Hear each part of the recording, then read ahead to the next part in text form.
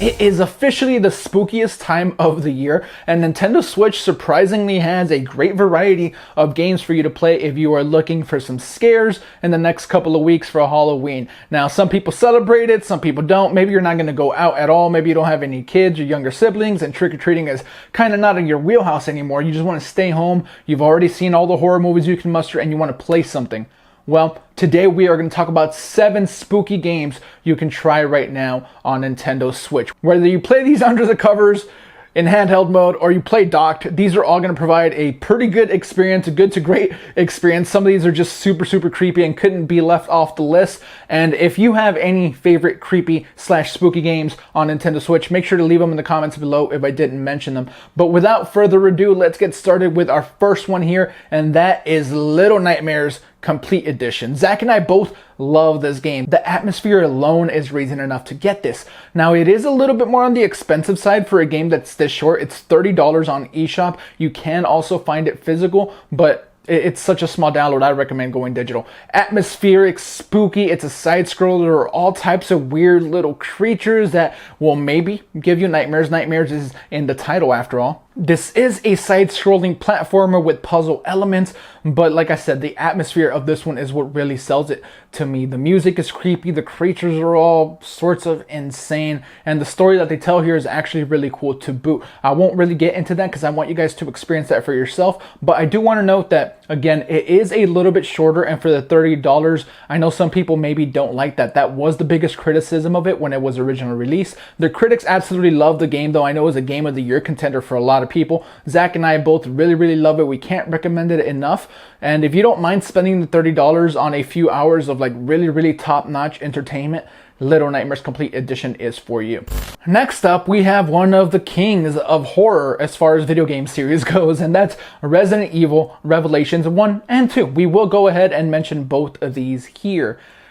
With these games, you're probably not going to get as many scares, but I know some people do still find them creepy. I actually like these games quite a bit. The original was released in 2012 on 3DS. The sequel came out and it was kind of episodic, and it was released in 2015, so they are a little bit older, but for $20 each, you can't go wrong with these. Revelations actually goes back to the roots of what the franchise is a little bit. You're gonna deal with a little bit of lumbering controls, and it's gonna be more based on survival than later games in the series, except for 7. 7 is like super scary and super horror, but the co-op in the second one is really top-notch as well. If you're looking for a co-op experience, that one is gonna be my recommendation to you. $20 each, maybe even grab both. You can get 2 games for the price of just a little bit more than you could for Little Nightmares. And with Resident Evil, they do have a pedigree of being hit or miss with the games, but these two in particular are really good, especially that co-op stuff in the second one. The original Revelations is set between Resident Evil 4 and Resident Evil 5, sort of people's favorite game.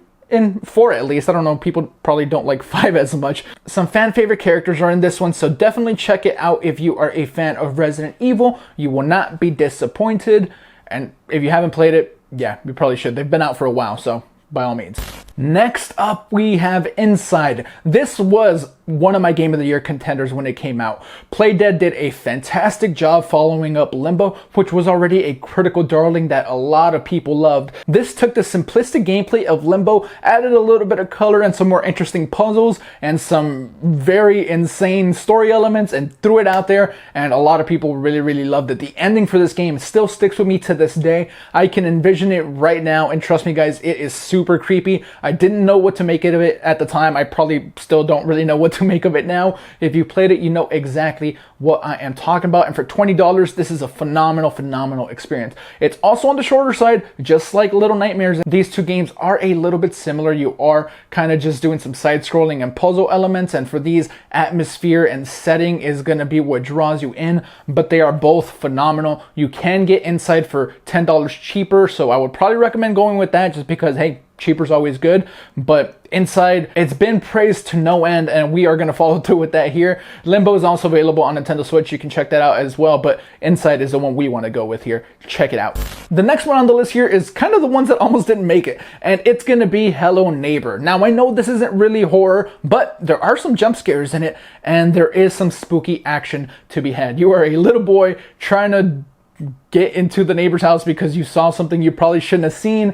You eventually make your way to the basement. You have this like creepy weird looking dude like chasing after you, trying to stop you for no reason whatsoever. And what I love about this is the gameplay loop. You get caught, you get thrown right back outside, you go about your business, you are solving almost escape room like type puzzles to continue progressing through these levels, and I actually had a very good time with it. With me, the biggest gripe is that this thing is $40. This was released on PC quite some time ago. I know streamers had a really good time with it. Hello Neighbor has a decent fan base. You either love the game or you're really not into it. I'm one of the few people that's kind of in the middle, where I played it and I enjoyed it, but for $40 on Nintendo Switch, it's probably the one I recommend the least on this list, but it's still a really good time.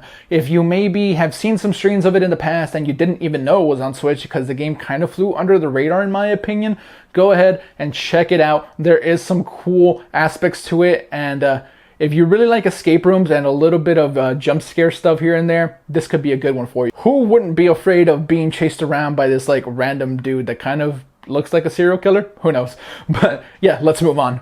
From the most expensive game on the list, let's shift on over to the cheapest. And it's not always the cheapest game on the list, it just happens to be on sale right now. And that is Don't Knock Twice. You can get it right now for $7.50. Now, I don't have a ton of experience with this one, but for that price, I know I'm probably gonna check it out. If any of these games are one that I'm gonna try, it's gonna be this one because it's the one that I've played the least. I've played all of these other ones to completion for the most part, but Don't Knock Twice has me really intrigued. It's a first-person survival horror game, and something interesting about this one is that it actually has like VR capability if you have the HTC Vive, the Oculus Rift, or PlayStation VR. It was released in 2017 on other platforms, but Switch is what we are focusing on here. The Switch version currently has a very negative score on Metacritic of 39, but for $7.50, if you're really looking for a horror game on Nintendo Switch, why not go for it? That's less than the cost of a movie ticket, so if you have like an hour and a half of fun or you get a little bit scared for that time, this one could totally be worth it. You don't need to have a ton of experience with it, and you don't need to put a lot of time into it for those $7.50 to be worth it, in my opinion. So this is one that I'm going to check out. You saw some of the gameplay here, so you'll know if it's for you or not. There you go. That is Don't Knock Twice. Next up, we have Outlast, the Bundle of Terror. Now, I don't like Outlast 2 at all, so I won't really speak about that game whatsoever. That game exists. It's not my thing. Outlast 1, though, I did like that one a little bit more. You're being chased around by this like maniac, and it's more like horror to me than Outlast 2. Outlast 2 just took the game to places that it really didn't need to go. In my opinion, I was not a fan of that story whatsoever. But in this bundle, for $25, you get Outlast and the Whistleblower DLC, both in one convenient package. In Outlast, you explore an asylum and you're trying to survive long enough to discover its terrible secret if you dare. Outlast was one of the first games that brought this type of game back, where you have this entity following you around and you have this camera. There's been a few others since then, but Outlast definitely popularized it. It's not my favorite series, but the type of horror that it provides is really unique and very creepy. And like, this is probably the spookiest game on the list, if we're being honest. I know a lot of people back when I was like streaming games a lot always told me, hey, stream Outlast. I finally played it, and here's a little fun fact: I'm not very easy to scare at all, but Outlast does provide some intense moments. Hiding in those like lockers while you are being chased by this like creature is super weird and off-putting.